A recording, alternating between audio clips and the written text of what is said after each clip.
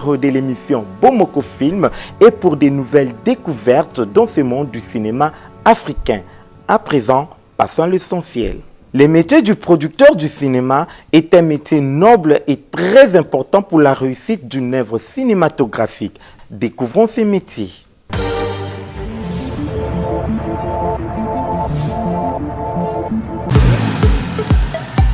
Le producteur de cinéma est la personne ou la société qui recherche de projets de films et se met en quête de moyens financiers pour les produire. Son rôle est aussi bien artistique que financier. Il est celui qui choisit tel ou tel projet, présenté par un scénariste ou par un réalisateur. Je dis souvent, je ne sais rien faire, mais je sais très bien ce que les autres savent faire. En fait, c'est ça mon métier. Je coordonne un projet, je sais ce qu'un client veut, je sais le budget dont je dispose pour en arriver au résultat voulu et je connais les gens qui savent m'aider à faire ce projet. Les lieux de tournage, les membres de l'équipe font partie de la responsabilité du producteur dont il délègue une part à sa guise au réalisateur. Il travaille en collaboration étroite avec les réalisateurs. Le choix des acteurs intervient dans cette phase de préparation, sauf lorsqu'une ou des vedettes ont engagé le projet. Jean dédié Nanayo, na théâtre de Verdier.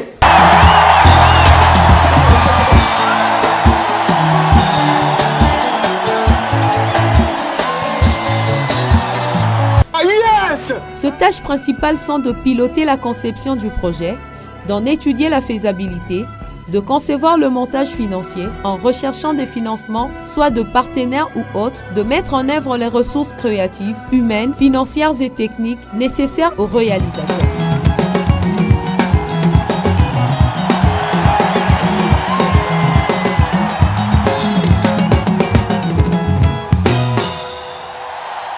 Dans Parlons Festival, aujourd'hui la femme est à l'honneur car un festival leur est dédié. Il s'agit du CINEF. Découvrons ce festival.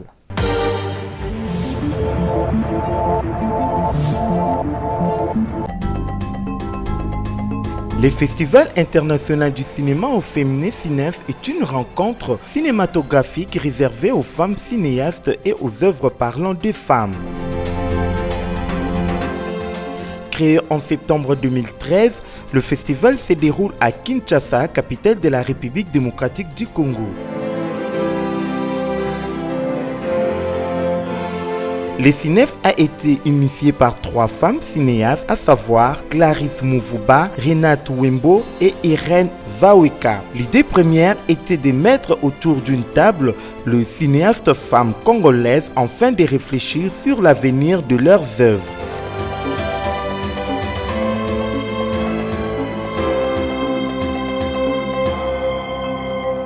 Ce festival se tient chaque année durant 7 jours. La première édition du CINEF est intervenue en juin 2014. Dans ce festival, les films réalisés par les hommes sont les bienvenus à condition que ces films mettent en premier lieu la femme. Rachel Balangola. Oh, and the movie is Bonzenga.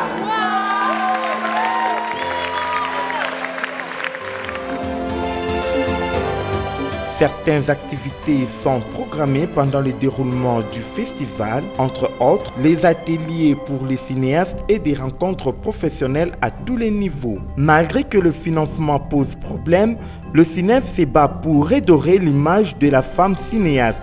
Les prix de la nouvelle espoir du CINEF sont remis aux meilleures cinéastes et réalisatrices femmes. Congratulations to all of you. And see you at the top.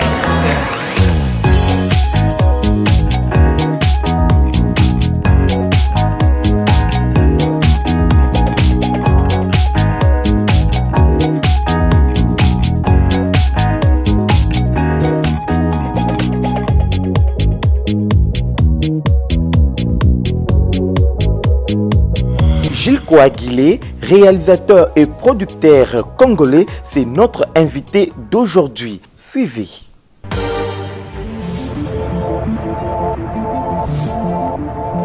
Je m'appelle Gilles Kouaguilé Nzonkoli.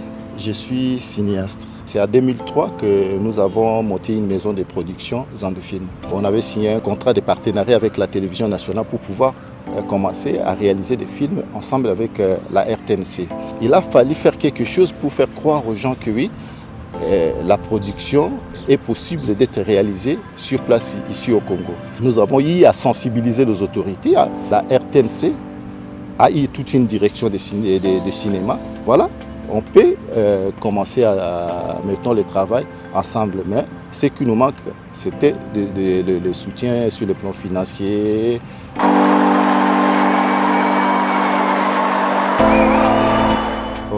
FESPACO, c'était le fruit de notre travail qui a été réalisé dans le film et la RTNC.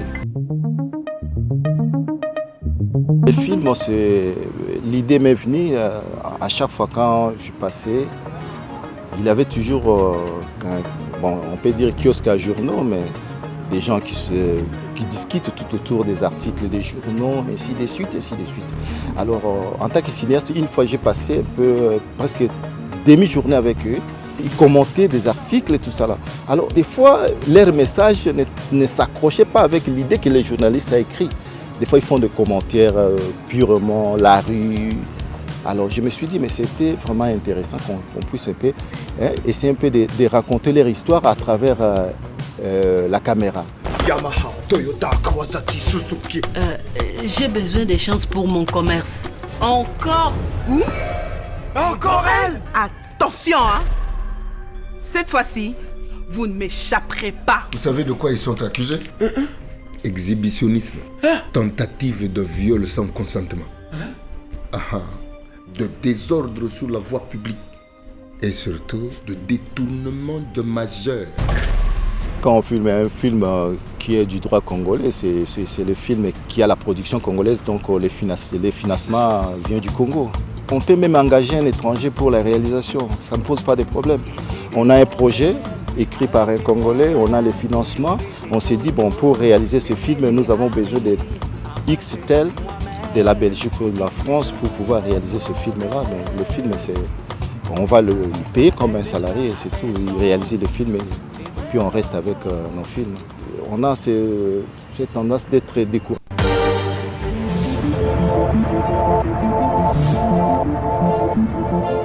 Tenez, monsieur.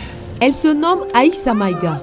Elle est sortie d'un père célèbre journaliste malien et proche de Thomas Sankara, ainsi que d'une mère sénégalaise. Elle trouve sa vocation d'actrice au lycée à 17 ans, alors qu'elle entre dans le monde du théâtre. C'est à 19 ans, aux côtés d'artistes zimbabwéens, qu'elle décide de se consacrer à la comédie. Aïssa Maïga a débuté sa carrière avec son premier long métrage aux côtés d'Ivan Attal et Richard Boringer dans Sarakabo, une enquête policière autour d'un meurtre dans une communauté africaine. Parce qu'elles sont plus belles, plus féminines. Soucieuse de consolider son apprentissage, Aïssa Maïga est à l'affiche avec 2 longs métrages en 2004 où elle se distingue avec le rôle de Cassia, lui permet de se faire connaître au grand public. C'est qui elle? C'est personne. Je suis personne, moi? Enchaînant les rôles et les rencontres porteuses, Aïssa Maïga est remarquée notamment avec des films tels que Paris, je t'aime en 2006. Le drame Bamako lui permet de décrocher une nomination dans la catégorie meilleur espoir féminin au César 2007. Elle y tient le rôle principal, celui de Mélé, une chanteuse de bar désabusée. Plus fort! En 2010, elle joue dans Le temps de la kermesse est terminé, un film qui parle d'un blanc perdu au milieu de désert africain suite à une panne de sa bagnole. Sans le savoir, il devient un enjeu vital pour le village.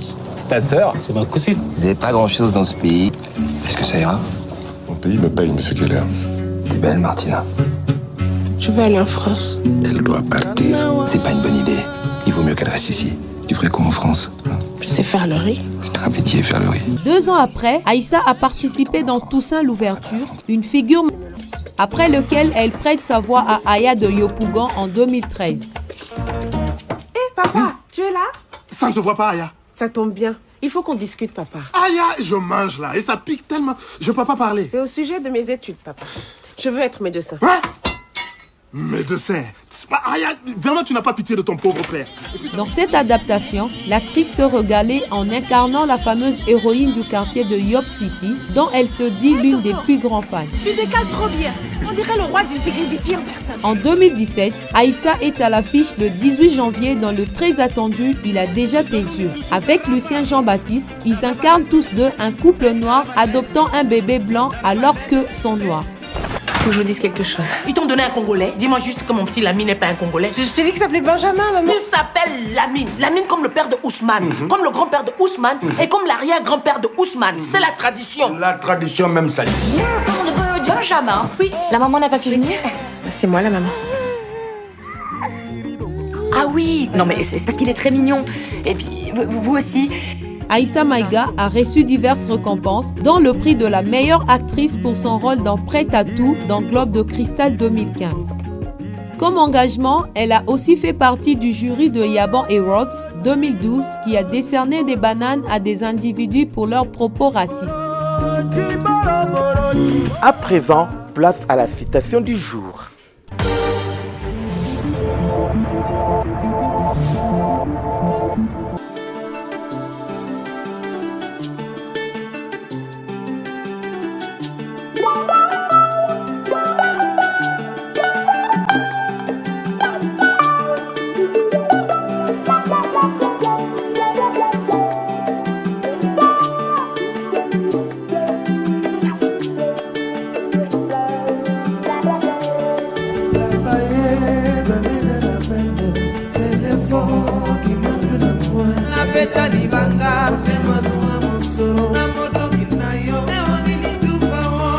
C'est la fin de notre émission. Vous qui voulez nous appeler, veuillez nous contacter au numéro qui s'affiche au bas de votre écran. Sur Facebook, nous sommes dans Bomoko Film Officiel. Merci de nous avoir suivis. Au revoir.